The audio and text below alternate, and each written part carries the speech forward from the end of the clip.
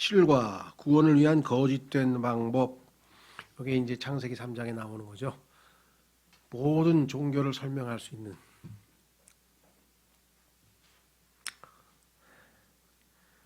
쉽게 얘기하면 인간이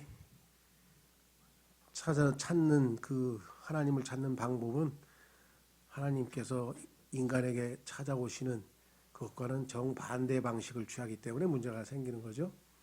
자, 그래서 교재로 가서 구원을 위한 거짓된 방법, 사람들을 이해할 수 있죠. 믿지 않는 세상 사람들을 이해할 수 있어요.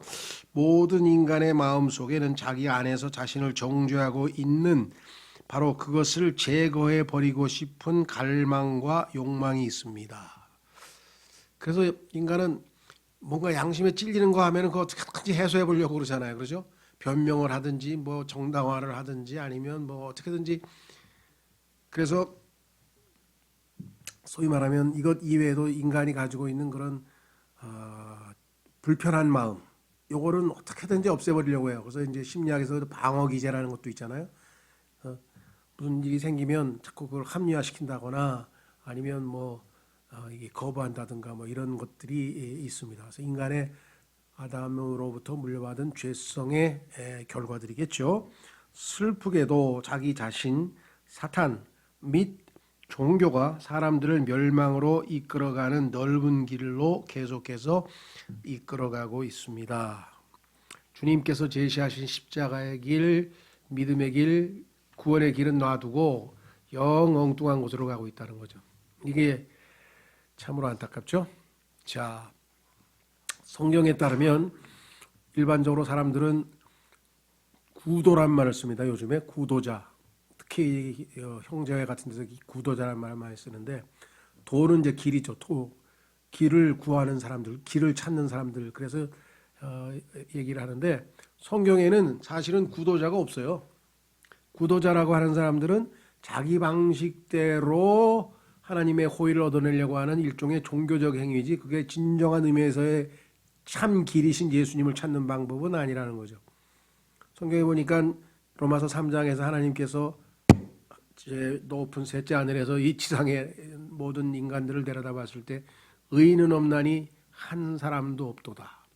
그 다음에 하나님을 찾는 자도 없나니 한 사람도 없도다.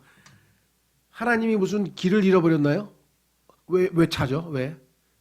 하나님이 여기 와 계신데 왜 찾냐고. 그렇죠. 하나님이 우리를 찾아오셨지 우리가 하나님을 찾으러 나갑니까? 하나님을 찾으러 가려는 사람은 뭐야? 하나님은 막 위대하고 그러니까 저 높은 하늘에 계시니까 뭐 우주로 한번 나가보자. 뭐 그런 사람도 있고요. 또 저 깊은 곳으로 가보자. 그게 아니에요. 자, 한번 확인해 보겠습니다. 에베소서에 나와 있죠. 인간들은 괜히 쓸데없이 막 심오한 얘기를 하려고 해. 심오한 게 뭐가 있어요? 하나님이 인간을 이미 찾아오셨어요. 그래서 알려주셨어요. 그리고 죄값을 다 갚으셨어요. 그리고 손 벌리고 오라고 초청하고 계세요. 수고하고 무거운 짐진 자들아 다 내게 오라.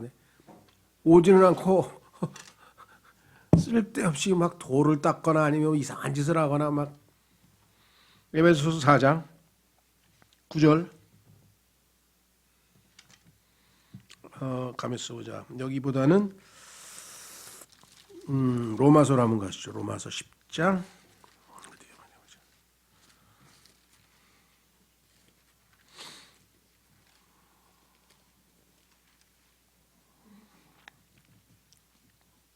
로마서 10장에 보면요.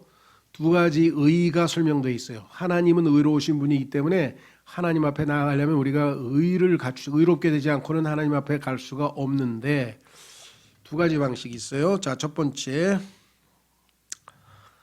보십시오.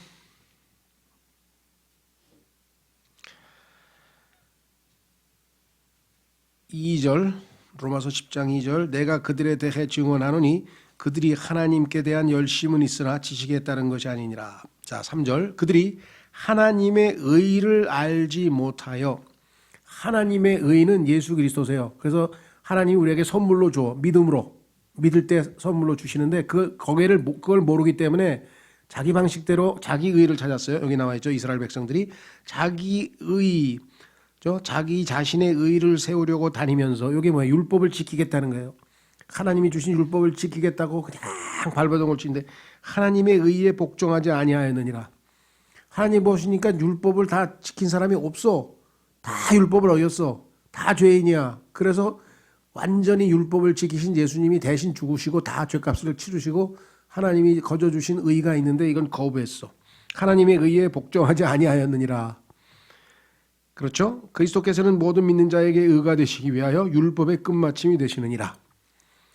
자, 그래서 뭐예요? 5절에 모세의 율법에서 난 의를 묘사하되, 이게 유대인들이 추구하는 자기 의예요. 그것들을 행하는 사람은 그것들로 말미암아 살리라 하거니와.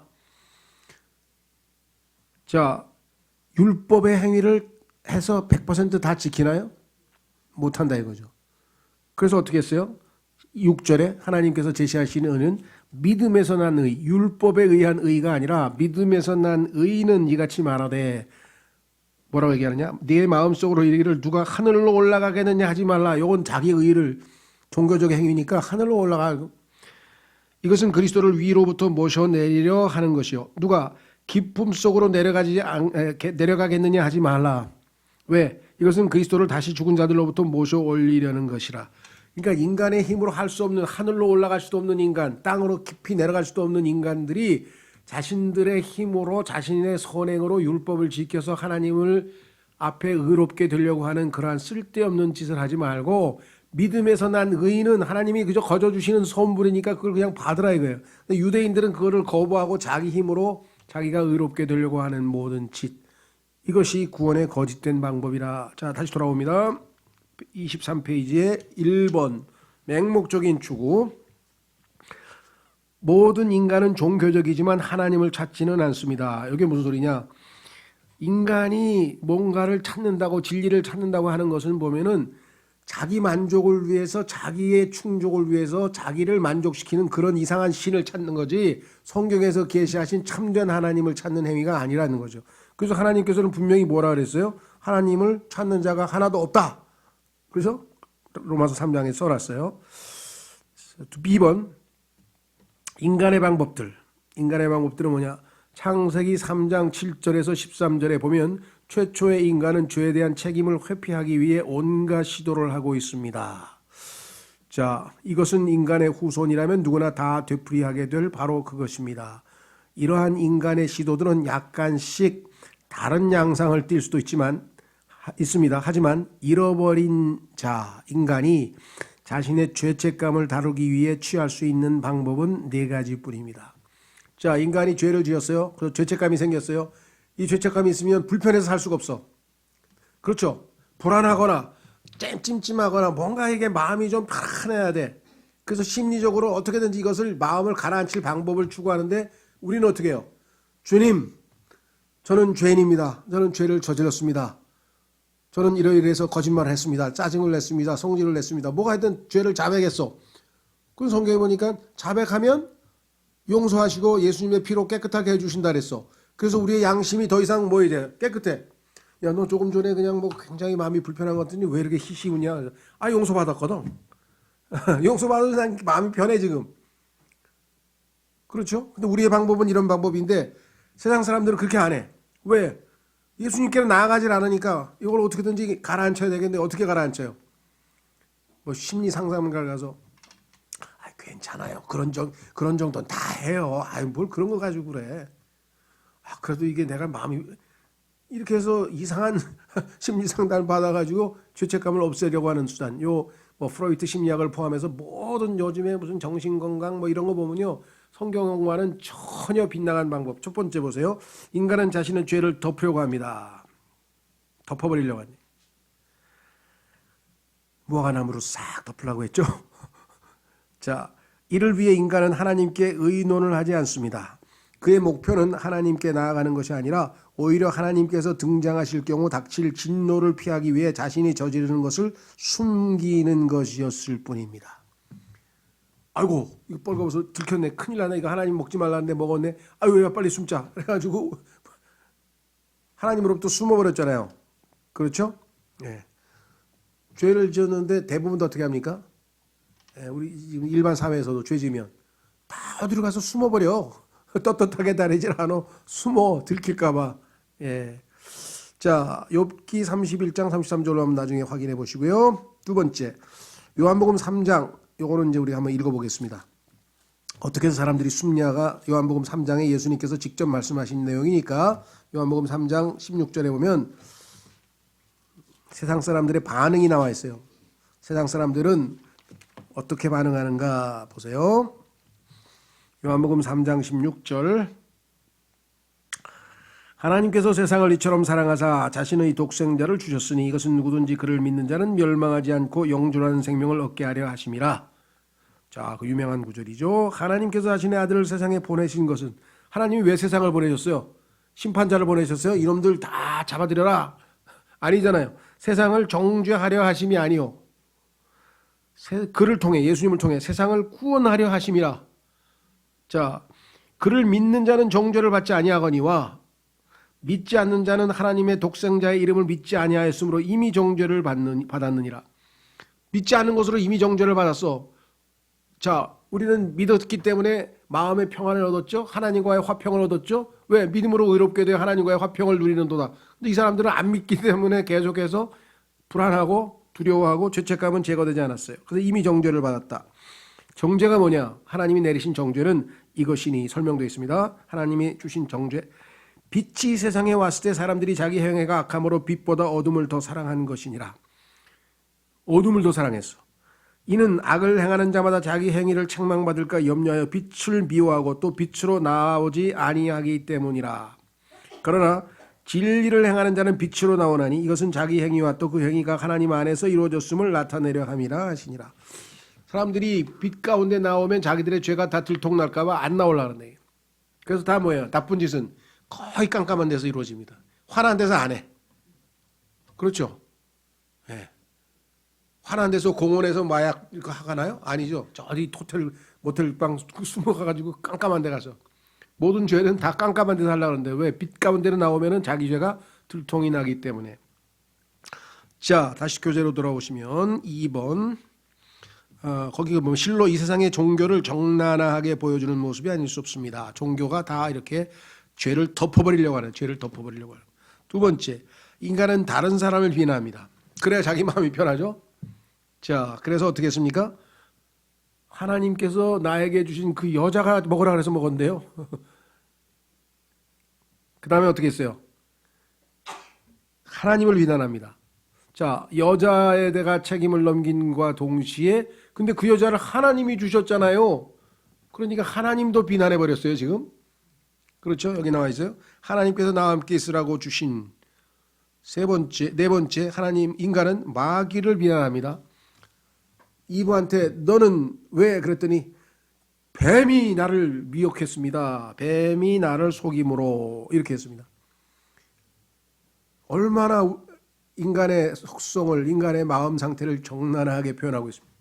이게 벌어지니까 이 세상은 죄 있는 게 검사, 판사, 자백을 안 해. 자백을 안 해. 진실을 말을 안 해.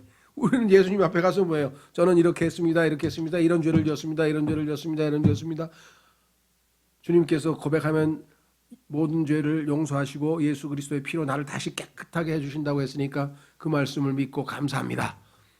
약속대로 주님을 신뢰하고 모든 걸 다 자백드립니다. 이렇게 하면 되는데 이 사람들은 딴 사람이 내가 안 했어요. 제 사람이 했어요. 저 사람이 했어요. 그렇죠? 그러니 판사가 얼마나 피곤해요. 난 왜 그렇게 판사, 변호사, 검사를 하려고 그런지 모르겠어. 왜? 거기서 벌어진 게 전부 거짓말이야. 전부 거짓말. 다 죄를 했다 그랬는데 안 했대. 모른대. 안 했대. 모른대. 맨날 안 했대. 모른대. 근데 알고 보면 다 했어. 다 알아. 그러니까 그 거짓말하는 사람을 억지로 그렇게 하니까 뭐 증거를 찾으려고 하는데 증거도 다 어디다 숨겨놨잖아요. 그러니까 얼마나 피곤해. 정말 피곤한 것 같아요. 제가 보니까. 근데 자, 나중에 가면요. 히브리서 4장. 히브리서 4장. 너무나 비참해요. 이 사람들 다 여기서 그래. 판사가 어떻게 해가지고 속여가지고 뭐 어떻게 해가지고 다 무죄 받았다고 치자. 그런데 그게 진짜 무죄인가요? 자, 예수님도 말씀하셨지만 히브리서 걸로 보겠습니다. 히브리서 4장 13절, 히브리서 4장 13절, 히브리서 4장 13절. 그분의 눈앞에서 드러나지 아니하는 창조물이 하나도 없고 모든 것이 우리와 상관하시는 그분의 눈에 벌거벗은 채 드러나 있느니라. 하나님 다 알고 계셔. 속여봐야, 인간 속여봐야 아무짝에도 소용없어요. 그렇죠? 예수님도 말씀하셨죠. 모든 게 다 나중에 드러날 것이라고. 그러니까 뭐 그 쓸데없는 탐사 보도 뭐 이런 거 볼 필요도 없어요. 왜? 그거 딱 정확하지가 않아. 팩트가 아닌 게 너무나 많아. 그래서 우리는 주님께서 나중에 다 정확하게 명명백백하게 모든 것을 다 밝히실 것이다 라고 우리가 얘기합니다. 자, 그 다음에 이제 거짓 종교의 특징. 자, 여기서 이제 조심해야 되는데요. 그리스도인들 중에는 종교라고 하는 말만 나오면은 굉장히 이렇게 약간은 그 히스테릭한 반응을 보이는 사람이 있어요. 종교 아니야, 종교 아니야. 맞아요. 그런데 성경에서 말씀하시는 때는 종교는 거짓 종교가 있고, 두 번째는 순수한 좋은 종교도 있어요. 좋은 종교는 뭐냐 그랬더니 고아와 가부를 돌아보는 거야. 불쌍한 사람을 돌아보고, 그 다음에 뭐야? 자신을 세상의 더러운 것으로부터 잘 지켜내는 것. 그게 올바른 종교 행위야. 그래서 이것은 그리스도인이 가야 될 길이야. 그러니까 종교를 무조건 부정적으로 보지 말라는 거예요. 순수한 종교도 있다고 성경에 써 있습니다. 야고보서 1장에 써 있어요. 그러니까 조심하시고요. 자, 그러면 거짓 종교는 뭐냐? 여기 나와 있네요. 거짓 종교는 사탄의 철학 위에 세워져 있습니다. 거짓 종교는 한 가지 제일 중요한 초점이 뭐냐? 자기를 높이는 거예요. 교만, 원죄, 인간의 원죄는 이 땅의 모든 첫 번째 죄가 마귀가 하나님을 대적해서 반역을 시도한 거 아니겠어요? 그렇죠? 그러니까 교만이야말로 아주 원죄인데, 그래서 자기를 높이는 것, 이사야서 14장 13절에 내가 하겠다, 영어로 얘기하면 I will 이라는데요. 내가 무엇을 하겠다, 나를 높이겠다, 나를 뭐가 하겠다, 내가 뭐가 되겠다. 자기가 주인이 돼서 뭘 하겠다고 했던 그것이 전부 다 하나님에 대한 반역으로 드러났어요. 그렇죠? 그래서 바울은 나중에 내가 아니고 그리스도께서, 이게 진정한 신앙생활이라는 것이죠. 자, 그래서 이 그리스도인들 중에서도 이 자기를 높이는 것이 얼마나 위험한 일인가. 교만은 패망의 선봉이라고 성경에 분명하게 말씀을 했습니다. 아주 그 종교 행위를 자랑하는 사람들 많죠. 야, 너 성경 몇 번 읽었냐? 야, 난 벌써 100번 읽었어, 임마. 야, 너 금식해봤어? 나 40일 금식한 사람이야. 이거 왜 이래? 너 구령 몇 명 했어? 나 이제껏 500명 했어. 너 몇 명 했어? 예, 이거 자랑하는 사람이 있죠. 야, 나는 말이야 한 번 기도하면 10시간이야 그냥. 이런 사람도 있어요. 주변에 보면 많아요. 이걸 통해서 하나님 앞에 자기 의의를 입증하겠다는 건 뭐예요? 얼마나 어리석어요. 그렇죠? 자, 그래서 내가 뭐 했다라고 하는 것, 첫 번째 자기를 높이는 것, 두 번째 자신으로 행함 얘기했죠. 내가 지금 얘기한 것처럼 주여 주여 하면서 내가 마귀를 뭐 쫓아내고 하면서 자기가 뭘 했다는 것 주장하는 것, 이거 잘못된 것, 일반 종교라는 거죠. 거짓 종교. 세 번째, 다른 사람들과 적절치 못한 방법으로 비교함. 기도할 때 나는 저 세리와 같지 않냐고, 기도할 때 나는 저 누구와 같지 않냐고 밤낮 그렇게 하면서 자기가 올바르게 유일하게 제대로 종교 생활을 하고 있다고 그렇게 하는 사람들 있잖아요. 다른 사람과 비교해서 나는 우월하다. 그건 무슨 소용이 있어요? 예수님과 비교해 보면 나는 뭐야? 항상 모자라잖아. 저울이 한쪽으로 항상 기울어잖아. 그렇죠? 절대적인 예수 그리스도와 비교해서 항상 겸손하게 엎드려야지 상대적으로 다른 사람보다 조금 낫다. 이걸 가지고서는 드러내는 거. 그러니까 종교심은 뭐냐면요. 예를 들면 뭐 고아원도 좀 가고 뭐 그다음에 뭐 이렇게 노인정도 가고 헌금도 하고 뭐 그다음에 뭐 약간 봉사도 하고 막 좋은 일을 많이 했어. 그 자체는 잘못된 게 없어. 그렇죠? 근데 어떤 동기로 했냐 이거야.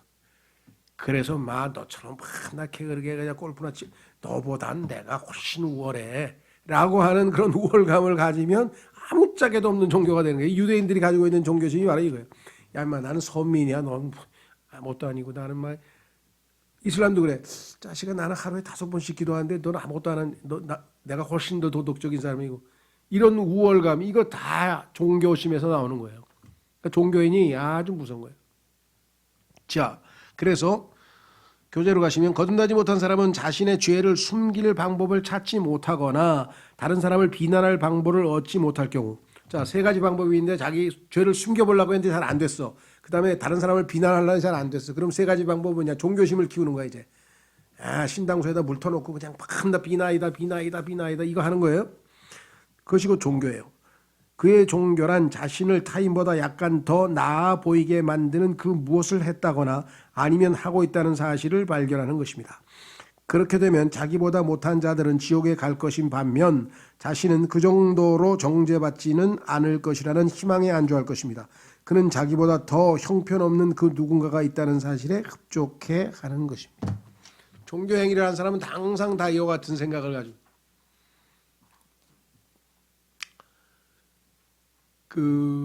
실제로 있었던 일인 것 같아요. 미국과 남미 사이에 파나마라고 하는 조그만 나라가 있잖아요. 파나마 운하가 있는 나라가. 근데 이제 거기서 누군가 하여간 만났는데 복음 전도자가 이제 전도를 했어요. 근데 보니까 그 마을에서 그 도시에서 아주 좀 유명한 좀 형편없는 깡패인지 뭔지 하여간 누가 봐도 하여간 아주 못된 짓을 알고 사는 그러한 사람에게 복음을 전했어. 근데 이 사람이 예수님을 믿겠다는 거야. 그래서 정말 예수님을 내 죄값을 치르신 걸 믿습니다 하고 예수님을 영접했어. 그래서 이제 복음 전도자가 당신이 이제 하늘나라 갑니다 했더니 감사합니다 하고 막 좋아하고 있는 거야.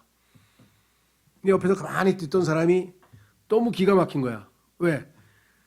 이 친구가 무슨 짓을 하고 사는지 잘 아는 사람이야. 같은 동네 사람이야.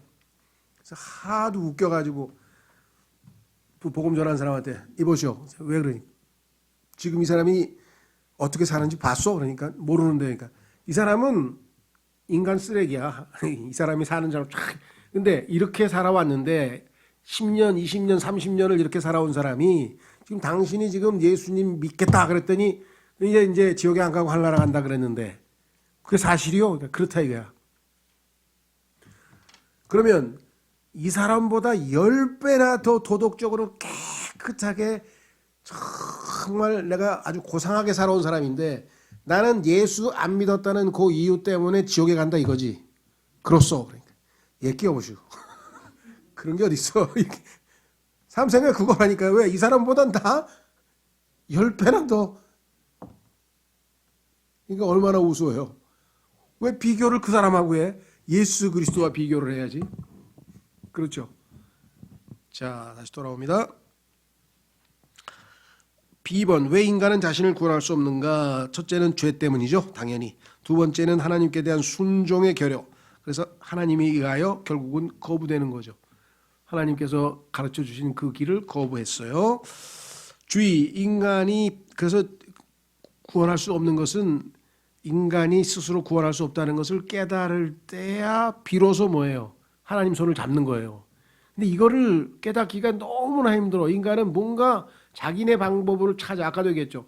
어떻게든지 죄를 숨겨보려고 하다거나 아니면 뭐 심리학을 통해서 무슨 정신 건강하게 가서 무슨 마음을 가라앉혀 보거나 뭐 마인드 컨트롤해서 뭐 어떻게 뭐 평안을 좀 유지해 본다거나 또 다른 사람을 비난해서 온갖 방법을 동원하고 나중에 종교를 동원해 가지고 결국은 자기가 다른 사람보다 더 낫다고 하는 생각을 갖거나. 그러니까 하나님께서 거저 주시는 선물을 받지는 않고 이게 믿음인데 그래서 믿음이 이렇게 소중한 거죠. 자, 주의 인간이 빠져든 타락의 상태 자체보다도 더 악한 것은 그가 하나님이 인간 타락의 원인 제공자였다고 하나님을 고소하는 것입니다. 그래서 껄핏하면 지진만 일어나면 무슨 하나님이 이렇게 지독한 하나님이 어디냐 이래야 막 어린애가 지금 막 돌에 깔려 죽고 말이야 막 이러. 그러니까 뭔 일이 벌어지면 다 하나님을 믿지도 않은 사람이 그렇게 하나님 비난을 잘하는지 모르겠어요. 그리고 급하면 뭐예요? 하나님을 찾고, 그죠? 막 죽게 되면 뭐야? 하나님 나 좀 살려달라고 또 그건 왜 그러는지 모르겠어요. 오마이 갓은 왜 찾아 갑자기? 자, 인간은 자신의 타락의 주도자가 하나님일 뿐만 아니라 하나님께서 자신을 타락에서 회복시켜 주시지 않는다고 하나님을 비난하고 있는 것입니다. 인간은 하나님께서 믿을 수 있는 권능을 주시지 않으면 믿을 수 있는 능력이 없다고 주장하는 것은 잘못된 주장입니다. 이게 이제 칼빈주의인데요. 이게 칼빈주의라고 하는 그것이 중에서 소위 말하면 전적 타락이라고 하는 교리가 있어요. 전적 타락. 그러니까 인간은 완전히 타락했기 때문에 그 말은 맞아요. 그런데 믿을 수 있는 능력도 없다 이렇게 가르쳐요. 아니에요. 성경에 보면은 아니 예수님께서 주 예수를 믿으라, 주 예수 그리스도를 믿으라. 그리하면 네가 구원을 받고 내 집이 구원을 받으라는데 믿으라고 하는 분이 믿을 수도 없는 사람에게 믿으라고 어떻게 돼요? 그건 완전 사기지. 내 믿을 수도 없는데 믿으라 그러면 그건 사기지. 그렇죠? 말이 안 되는 거죠. 그렇죠? 성경에 보니까 모든 사람들에게 다 믿음의 분량을 주셨어. 보배로 믿음이라는 책이 나와 있지만 이 세상에서 믿음 없는 사람이 누가 있어요? 약을 왜 먹어요? 네, 이 약 먹으면 나으니까 믿고 먹죠. 그렇죠? 집에 가는데 버스는 왜 타고 가? 그 버스 타면 우리 집에 있는 동네에 난 내려줄 거니까 믿고 가는 거죠. 심지어는 여러분 의자에 어떻게 앉아 있어요? 의자가 나를 지탱하니까 이게 약해서 콱 주저앉을 것 같은 불안해서. 제가 예전에 고등학교 다닐 때 진짜 믿음이 없는 선생님이 제 담임 선생님이었어. 이 사람은 어떠냐니까 육교는 절대로 안 건너가. 그러니까 언제 무너질지 모른다는 거야. 야, 믿음이 그렇게 없어. 길거리를 갈 때는 인도에 가까이도 안 가고 건물 쪽에도 가까이 안 가고 정 가운데로 간다. 그러니까 차가 언제 돌진할지 모른대. 그다음에 언제 여기서 유리창이 무너질지 모른대. 이제 정신 차리고 똑바로 가래. 그래서 조회 시간에 밤낮 그거 훈계하는 거야. 너희들 육교 건네지 말아라. 내가 그래서 뭐 이런 사람이 다 있나 그랬는데 세상 사람들도 보면은요 별의별 걸 다 믿으면서 진짜 중요한 건 안 믿으려 그래요. 진짜 중요한 건 안 믿으려 그러죠.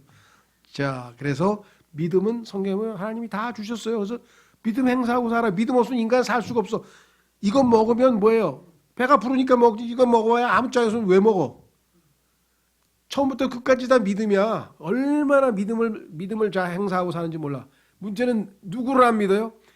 Have faith in God. 너희는 하나님을 믿으라 그랬더니 별의별 걸 다 믿으면서 하나님은 또 안 믿겠대.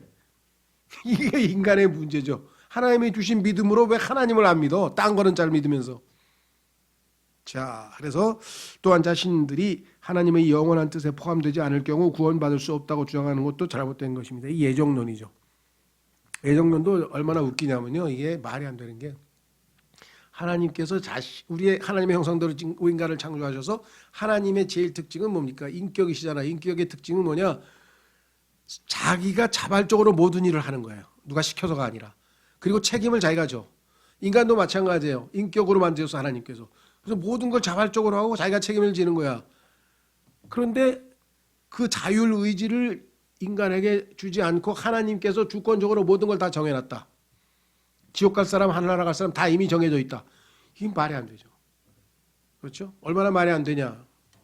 어떤 사람이 아버지가 있는데 그 아버지가 소위 말하면 예정론자야. 모든 게 다 정해져 있다고 믿는 사람이야. 근데 어느 날 자기 아들이 아버지 주머니에 돈을 훔쳤어. 들켰어. 그래서 아들한테 다리 걸어 올려. 그래서 회초리로 이제 때리려고 그래. 그랬더니 아들이 한다는 소리가 아버지 저는 돈을 훔친 게 아닙니다. 그래서 뭐야? 그러니까 훔치도록 정해져 있었어요. 하나님이 예정을 해놨어요. 나도 알아. 나도 너 때리고 싶어서 때리는 게 아니야. 너 때리라고 다 예정이 돼 있었어 이놈아. 그럼 뭐야? 모든 게 다 눈에는 뭐 이런 말도 안 되는 순환 논리에 걸려서 아무 얘기도 안 나오는 거예요. 예정론 잘못 배우면 큰일 나는 거예요. 왜? 성경을 믿으라 그랬잖아요. 성경에는 예정이란 단어가 4번인가 5번인가 나와요. 딱 5번 나와. 그러면 거기를 읽어보니까 예정은 뭐냐면 하늘나라 가고 지옥에 가도록 예정됐다는 말은 단 한 번도 안 나와. 그러면 그 예정은 다 뭐냐? 예수님을 믿고 구원을 받은 사람, 그리스도 안에 들어온 사람, 예수님을 믿고 성령 침례를 받아서 그리스도 몸 안으로 들어온 사람은 다 하나님의 아들들이 되도록, 즉 상속을 받기로 다 예정이 돼 있다. 그 예정론이야. 그러니까 구원받은 사람에게 예정됐다는 얘기를 지옥 가고 하늘나라 가는 예정론으로 갖다 붙여가지고 성경에도 없는 예정론을 만들어서 생사람을 잡는 거잖아요. 오죽하면은 그 요한 웨슬리의 동생 중에 찰스 웨슬리라고 하는 동생이 있는데 찬송가 가사를 많이 작곡한 사람입니다. 성경 보면은 찬송가에 보면은 찰스 웨슬리라는 그 사람이 작사한 노래가 많은데 그 사람은 얼마나 화가 나서 그런지 이 저주받을 교리를 누가 가르치냐고 말이야. 그래서 예정론에 대해서 굉장히 아주 격하게 반응한 것으로 유명하는 거예요. 자, 그다음에 하나님은 우리를 로봇처럼 만든 게 아닙니다. 이게 그렇게 우리가 믿고 싶으면 믿고 안 믿고 싶으면 안 믿고 책임은 우리가 지는 거예요.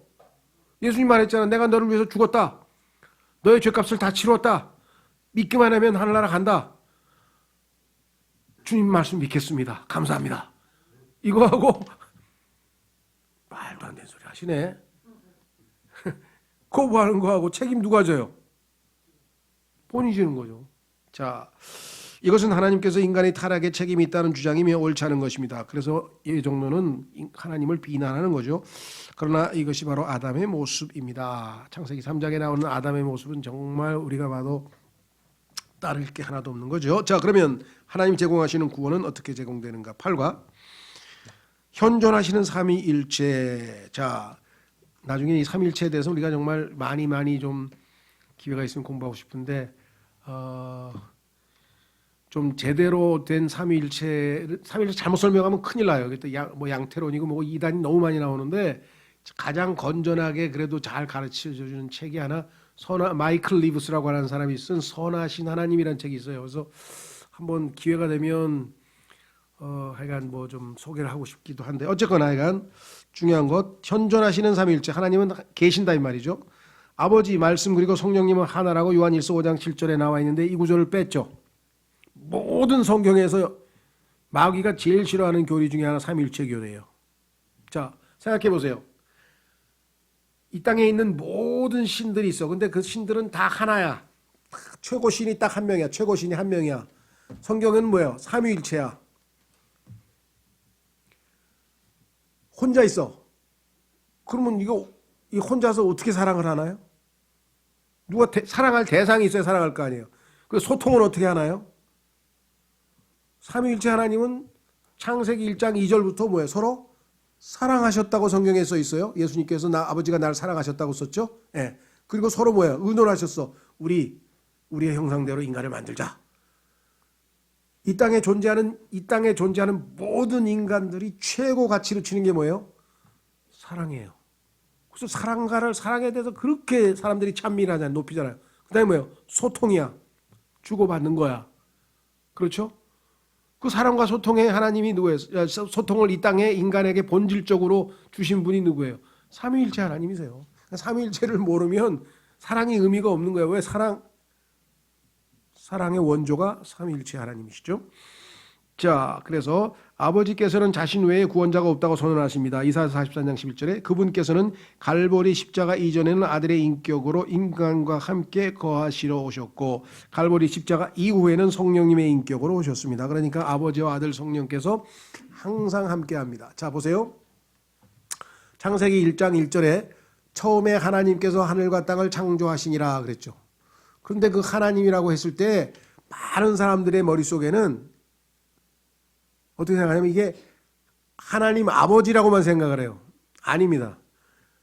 히브리어의 이 엘로힘이라고 하는 단어는 복수 형태예요. 그러니까 엘로힘이라고 하는 것은 이미 그 안에 삼위일체 하나님을 포함하고 있는 거예요.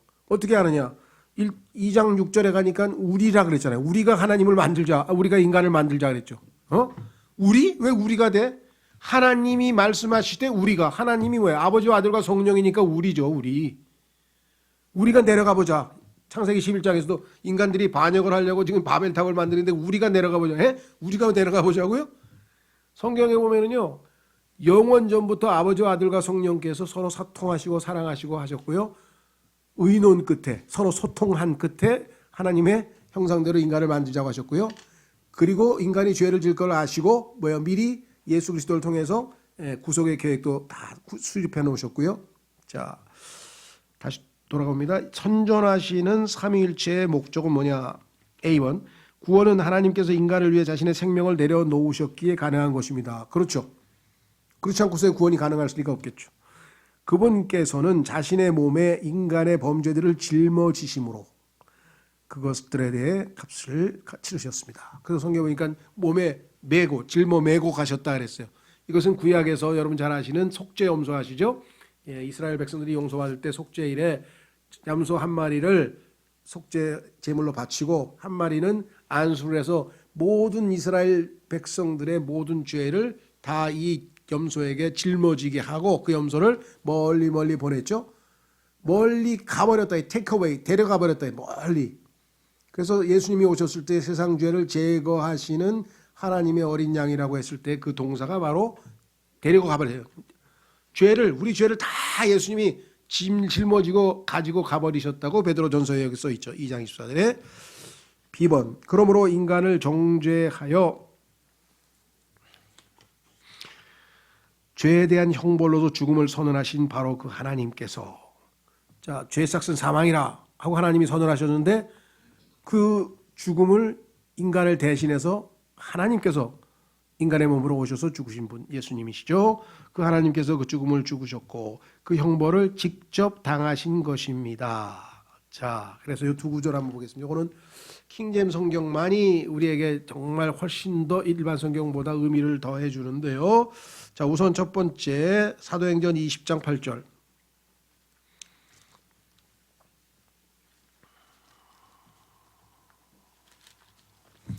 사도행전 20장 8절. 20장 28절. 죄송합니다. 사도행전 20장 28절에 보시면 그러므로 너희 자신과 온 양떼에게 주의를 기울이라. 이것은 이제 사도 바울이 예루살렘으로 잘못하면 죽을 수도 있기 때문에 순교하러 가는 각오로 가면서 에베소 교회 장로들과 나눈 대화인데요. 자, 뭐라고 얘기했느냐? 그러므로 너희 자신과 온 양떼에게 주의를 기울이라. 성령님께서 너희를 장로들이죠. 그들의 감독자로 삼으사 하나님의 교회 곧 자 보세요. 그분께서 자신의 피로 사신 교회를 먹이게 하셨느니라. 자, 여기서 자신은 누굽니까? 곧 바로 앞에 하나님의 교회라 그랬잖아요. 하나님의 교회 곧 그분께서 자신의 피로 즉 하나님의 피로 사신 교회를 먹이게 하셨느니라. 이 땅에 있는 모든 인간의 피는 다 죄로 물든 피죠. 그렇죠? 예. 그런데 예수 그리스도께서는 마리아와 요셉이라고 하는 육신의 부모들이 정상적인 부부관계에 의해서 잉태돼서 태어난 분이 아니시기 때문에 요셉의 죄악된 그 붉은 피를 인간의 피, 즉 요셉의 피를 물려받으신 분이 아니에요. 예수님은 성령에 의해서 잉태되셨죠. 그래서 그분의 피는 하나님의 피라 그랬어요. 그렇기 때문에 죄로 물들지 아니한 그 피로 우리의 죄들을 씻을 수 있는 거죠. 예. 그래서 성경에 보니까 짐승의 피로는 죄를 제거를 할 수가 없어. 구약은 그냥 용서해 줄 수 있어. 근데 오직 하나님의 피이신 예수 그리스도의 그 피로만이 죄를 우리가 제거하고 정결케 할 수 있다라고 성경에서 말씀을 했죠. 왜? 이것은 바로 거룩하신 보배로운 피, 하나님의 피이기 때문에 그렇다. 그런데 우리는 성경대로 가르쳤는데 우리를 보고 또 이단이라는데 예수님의 피가 예수님이 인간인데 왜 하나님의 피를 가지고 있네? 인간의 피지. 예수님이 인간의 피를 가지고 있으면요. 예수님은 인간의 씨야. 성령으로 잉태한 게 아니야. 그러면 그건 죄인이야. 그렇죠? 죄인이 어떻게 우리의 죄값을 대신 치러? 복음의 기본을 모르는 사람인데 또 그 사람이 또 세계적으로 유명한 사람이야. 예, 존 맥카서라고 하는 사람인데 또 아주 책도 많이 쓰고 다른 부분에는 상당히 좋은 책도 많이 썼어요. 부인하는 건 아니야. 뭐 여러 가지 좋은 책이 있어. 그런데 이 교리를 잘 몰라가지고 예수 그리스도의 피를 하나님의 피라고 하는 이단이 있다 그러면서 예수님의 피는 인간의 피라고 또 막 참 희한하죠. 우리가 볼 때는 성경에 지금 하나님의 피라고 성경에 사도행전에 써 있는데 난 킹잼 성경 안 믿어. 난 내가 만든 성경 믿어. 참 희한한 사람들이 많아요. 자, 두 번째 창세기 22장 8절. 요것도 이제 참 이건 이제 아주 중요한 구절인데요. 자, 보세요. 창세기 22장 8절. 아브라함이 이르되 내 아들아 번제 헌물로 쓸 어린 양은 하나님께서 자신을 위하여 예비하시리라 하고 이처럼 그 두 사람이 함께 가서 자 분명히 제사를 지내려면 번제 헌물을 바치려면 헌물이 있어야 될 거 아니야. 근데 아브라함이 아버지가 지금 제사를 지낸다고 가는데 양을 안 가지고 가는 거야. 그래서 너무 이상하잖아요. 이삭이 아들이 평소 때는 항상 양을 가지고 가서 했는데 왜 양이 없지? 그래서 양 어디 있냐고 그랬어요. 당연한 거죠. 아들로서 물어봤어요. 그랬더니 양은 하나님이 자신을 위하여 예비할 거라 했대. 그러니까 걱정하지 말라. 자 여기서 중요합니다. 번제 헌물로 쓸 어린 양은 하나님께서 자신을 위하여 예비하시리라. 이 번역이 잘못됐다는 건 아닙니다. 두 번째, 번제 헌물로 쓸 어린 양은 하나님께서 친히 예비하시리라. 하나님이 직접 예비하시리라. 이렇게 두 개로 번역이 돼요. 그러니까 하나님이 친히 예비하신다고 번역한 사람은 그 요번에 새로 나온 근본역은 그렇게 번역했어요. 근데 번역은 두 가지가 다 가능해. 자, 그런데 문제는 뭐가 있냐면, 자, 제가 한번 확인해 볼게요. 또 다른 번역이 있어요. 이게 뭐냐? 이분은 어떻게 했나 모르겠네.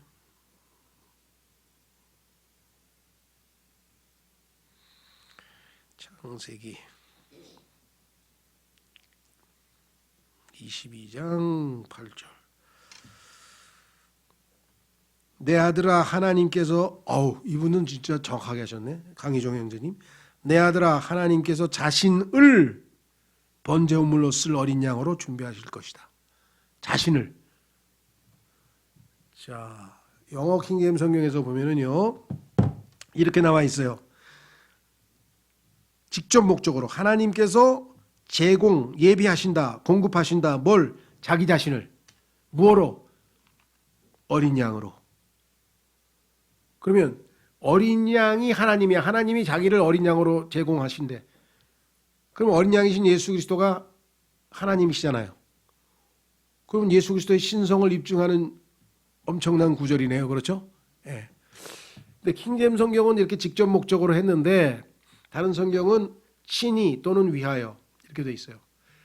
그 번역이 잘못됐다는 건 아닙니다. 문법적으로 봤을 때 친히라고 번역할 수도 있고 위하여로도 번역할 수 있지만 킹제임스 성경을 제대로 잘 보면 지금 제3자 여기 강희정 형제님 번역하신 대로 하나님께서 자기 자신을 어린 양으로 제공하실 것이다. 얼마나 우리에게 은혜가 돼. 그렇지. 그 어린 양이 하나님 자신이신 예수 그리스도셨잖아요. 그렇죠. 자, 그래서 다시 돌아옵니다. 직접 당하신 것입니다. 아주 제임스 낙스 목사도 이렇게 잘 이해하셨네요. 자, 교재로 다시 돌아오시면 그리고 그리하심으로 모든 정죄를 제거하셨습니다. 그래서 뭐예요? 그리스도 예수 안에 있는 자에게는 결코 정죄함이 없나니. 왜? 정죄는 다 양이 받았잖아. C번 성경이 분명히 말씀하시는 것처럼 그리스도께서는 모든 사람을 위해 죽으셨습니다. 분명히 모든 사람을 위해 죽으셨다고 여기 요한일서 2장 2절 디모데전서 2장 6절에 다 나와 있는데도 불구하고 아니래.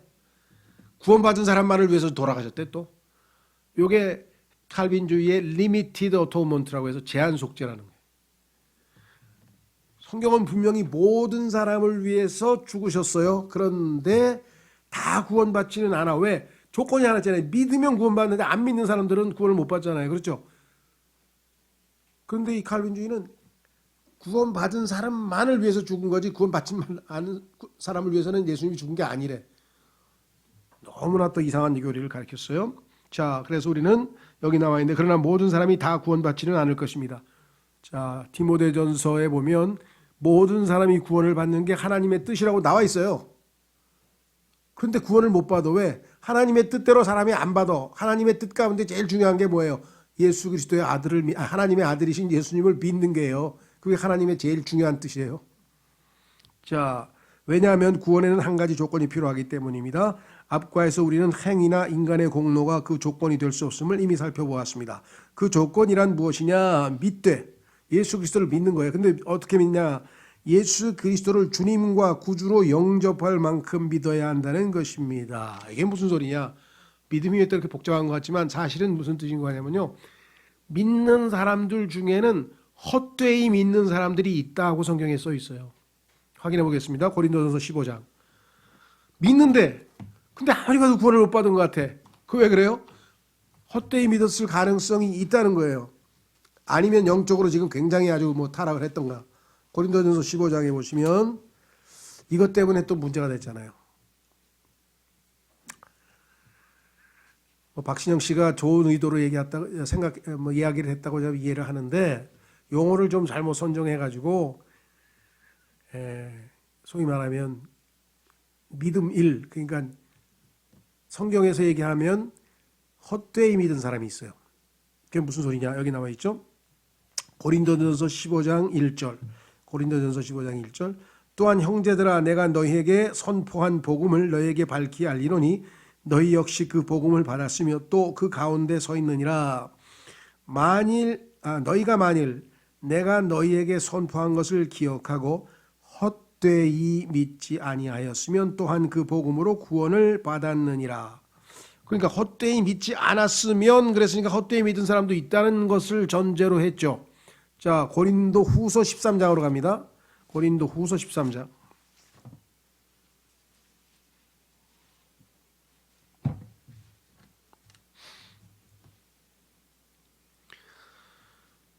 (5절) 너희가 믿음 안에 있는지 너희 자신을 살펴보고 너희 자신을 입증하라.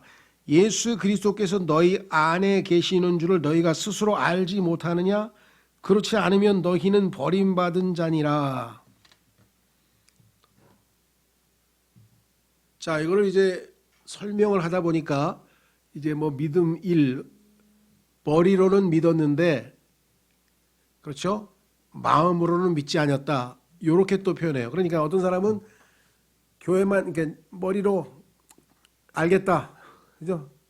받아들였다. 그래서 교회를 다닌다. 뭐 이런 정도의 믿음과 마음에 확 와서 믿어졌다. 뭐 이렇게 표현했어요. 그러니까 이 표현이 참 어떨 때는 이 뭐랄까 자기의 경험을 설명하다 보니까 믿으려고 했는데 믿기는 믿는데 뭐가 확실하지 않다가 어느 순간에 확 믿어졌다 이런 표현을 했어요. 근데 그건 이제 개인적인 체험으로 이해가 되죠. 어느 순간 예수님께서 내 죄값을 치르기 위해서 죽은 게 맞네. 그게 실감이 됐어. 그 전까지는 그냥 그렇대 하고 알고 있었어. 그러다가 마음에 와닿았다는 얘기인데 이거를 표현을 믿어졌다 이렇게 얘기를 하니까 성경에서는 믿어졌다라는 표현이 안 나오고 믿으라 그랬는데 믿어졌다는 표현을 쓰는 거예요. 사실은 그게 속된 말로 하면 편하게 얘기하면은 깨달아졌다는 뜻이에요. 이게 아무리 생각해도 아니 예수님이 왜 나하고 뭔 상관인데 왜 내 죄값을 십자가에서 죽으셨다는 얘기지? 나하고 예수님하고 무슨 상관인지 이게 이해가 안 되다가 어느 날 이해가 된 거예요. 그러면 뭐예요? 자동으로 믿겠죠. 그러니까 사실은 이해가 되어져서 믿었다 이렇게 표현해야 되는데 이거를 그냥 어느 날 보니까 믿어졌어 나 이렇게 표현했어요. 그러니까 개인적인 체험으로 맞는데 이게 그래야만 구원을 받는다 이렇게 가르치면서 문제가 생기는 거예요. 그러니까 반드시 믿음 1 그냥 교회만 왔다 갔다 하고 그런 믿음 말고 진짜 믿음 2가 필요하다 이렇게 표현했어요. 그러니까 이거는 본인이 개인적인 체험을 얘기하면서 할 때는 좀 납득을 우리가 수용을 할 수 있지만 이렇게 해야만 구원받는다고 교리로 만들어버리면 이제 잘못하면 이단으로 가는 거예요. 왜냐하면 그분은 지금 본인이 체험한 방식으로 체험하지 않으면 지금 교회 다니는 사람은 다 믿음 1의 수준에 있는 거야. 다 구원 못 받은 거야. 그러면 본인한테 가서 믿음 2가 올 때까지 또 기다려야 돼. 그건 아니죠. 이건 조심해야 돼요. 그래서 성경대로 하자 그랬어요. 성경대로는 뭐냐? 헛되이 믿었냐? 두 번째는 제대로 믿었냐인데 제대로 믿은 것을 성경에서 뭐라고 했냐면 로마서 10장에서 마음으로 믿었다 그랬어요. 마음으로 믿었다. 자, 이게 무슨 소리냐? 성경에 보면은요. 마음으로 믿은 것과 지적으로 동의하는 것. 지적으로 동의는 했어. 이해는 했어. 그래, 맞아. 그런 것 같아. 근데 마음까지는 아직 안 왔어. 마음으로 믿으면 인간이 어떻게 되겠어요? 내 죄값을 예수님이 대신 치르셨다면 당연히 감사하는 마음이 생기겠죠. 내가 마음으로 믿었다면 아우 감사합니다. 나를 구원해 주셔서 감사합니다 할 테고 그게 아니라 그냥 머리로만 믿은 사람은 그런 마음에 깊이 있게 뭔가 찔림이 안 오겠죠. 그래서 성경에 보면은 마음으로 믿어라고 예수님이 단서를 붙였어요. 어딜 가나 마음으로 믿을 때 구원을 받는다 그랬는데 마음은 세 가지로 돼 있어요. 성경에 보니까. 성경에 보니까 예수님께서 너희가 마음으로 깨달았느냐? 자, 하나님이 인간이 되셔야만 되는 이유를 깨달았냐 이거죠. 네가 구원받으려면 하나님이 인간이 되어서 네 죄값을 대신 갚아야 돼. 그게 깨달아졌느냐? 소위 말하면 마음으로 깨달았느냐. 두 번째, 마음에 찔림이 왔느냐? 찔림은 뭐냐면 어떻게 나 같은 죄인을 그토록 사랑하셔서 하나님께서 내 대신 죽을 수가 있는가라고 해서 내 마음에 감동이 와야 될 거 아니에요. 그렇죠? 그래서 뭐예요? 마음으로 결단을 했느냐? 그러니까 마음으로 믿는다는 얘기는 깨달아져서 찔림이 와 감동이 와서 믿겠습니다. 요 세 가지가 동시에 이루어질 때 구원받는 거예요. 그래서 이걸 성경에서 마음으로 믿어 그랬어. 성경에 세 가지 나와 있어요. 세 가지. 마음으로 깨달았느냐, 마음으로 감동이 왔느냐, 그 다음에 마음으로 결단했느냐, 작정했느냐 이렇게 돼 있어요. 근데 사람들은 성경에 나와 있는 방식으로 얘기하는 게 아니라 자기 체험에 입각해서 어떤 사람은 나 뭐 초등학교 때 믿었어요. 근데 어떤 사람은 진짜로 믿었어. 그런 사람도 있어. 또 어떤 사람은 알고 보니까 초등학교 때 그냥 엄마가 믿으라 그래서 믿은 거로 친 거야. 그 다음에 또 어떤 사람은 교회에서 일주일 동안 세미나를 했는데 그게 다 머리로 맞는 것 같아. 그래서 수긍했더니 너 구원 받은 거라고 또 거기 목사님이 말해줬어. 그래서 구원 받은 거로 쳤어. 근데 어느 날 가니까 죽으면 하늘나라 갈 자신이 없어. 그래서 나 구원 못 받았나 본데. 그래서 불안해서 찾아왔어. 다시 얘기를 했어. 예수 그리스도를 receive 여기 나와 있잖아요. 예수 그리스도를 뭐예요? 영접할 만큼 믿었느냐, 마음으로 믿었냐는 얘기를 이렇게 표현한 겁니다. 여기도. 그래서 마음으로 믿은 사람은 뭐예요? 우리 안에 성령님이 들어오셨어. 그래서 성령님은 바람이 부는 것 같아. 바람이 어디 있는지 모르겠는데 뭔가 시원해, 선선해 해서 보니까 바람이 불어. 근데 어디서 오는지는 몰라. 이게 성령으로 태어난 거라고 예수님이 말씀하셨어. 그러니까 뭔가 내 마음에 갑자기 저 사람들이 뭐 불쌍해진다거나 아니면 하나님께 대한 감사가 마음에 막 기쁨이 솟아오른다거나 불안한 감정이 다 없어. 뭔가는 변화가 있는데 뭔지는 잘 모르겠는데 이렇게 얘기를 했죠. 그렇죠. 또 로마서 8장에 가면은 하나님의 영이 우리 안에 내주하시는 영이 내 영과 더불어 내가 하나님의 자녀인 것을 증언하시나니 내 안에 계신 성령님께서 너는 하나님의 자녀 맞아. 왜 너 예수님 영접하고 용서받았잖아. 그래서 기뻤잖아. 그래요. 아멘. 이게 개개인마다 방식이 다 다르고 조금씩 달라요. 그러다 보니까 중요한 건 뭐예요? 성경적으로 내가 마음으로 믿었는가? 진실되게 믿었는가? 첫째, 내 죄값이 내 스스로 갚을 수가 없으니까 나는 영원한 심판을 받으니까 결국은 내가 아닌 그 누군가가 내 죄값을 치러야 되는데 그러려면 인간이 아닌 하나님이어야 돼. 왜? 모든 인간은 죄인이니까. 단 한 명 죄가 없는 예수님께서 십자가에서 내 죄값을 치르셨으면 나는 완전히 용서받을 토대가 마련된 거지. 그런데 어떻게 나 같은 죄인을 사랑하셨지? 그래서 그 유명한 나 같은 죄인 살리신하고 그게 마음으로 감동이 와야 돼. 그렇잖아요. 머리 냉랭해. 맹숭맹숭해. 물론 처음에 그럴 수 있어. 그러나 언젠가는 한 번은 평생에 한 번 진심으로 감사하는 마음이 없으면 그건 뭔가 이상한 거잖아요. 어떻게 내가 봐도 정말 형편없는 나 같은 죄인을 그렇게 사랑하셨지? 주님 감사합니다. 주님 이제 이 세상에서 오직 믿고 따르실 분은 주님밖에 없습니다. 제가 주님을 믿습니다. 이제 나의 구원자와 나의 구주가 되어 주십시오.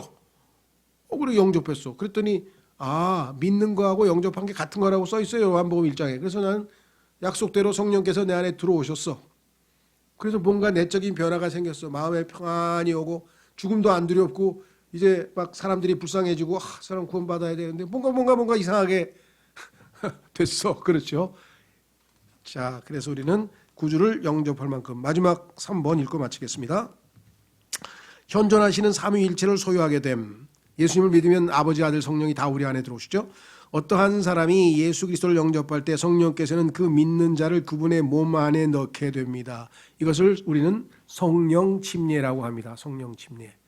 침례는 잠긴다는 뜻이죠. 자, 그러니까 너무나 안타까운 것은 이 사람들이 성경에 대해서 무지하다 보니까 성령 세례, 이제 우리는 침례인데 사람들은 그것도 잘못 써서 용어도 잘못 만들어서 성령 세례라고 부르면서 소위 말하면 순복음교회 사람들은 성령 세례를 받으면 방언을 해야 된다는 게, 방언이 성령 세례의 증거라고 해요.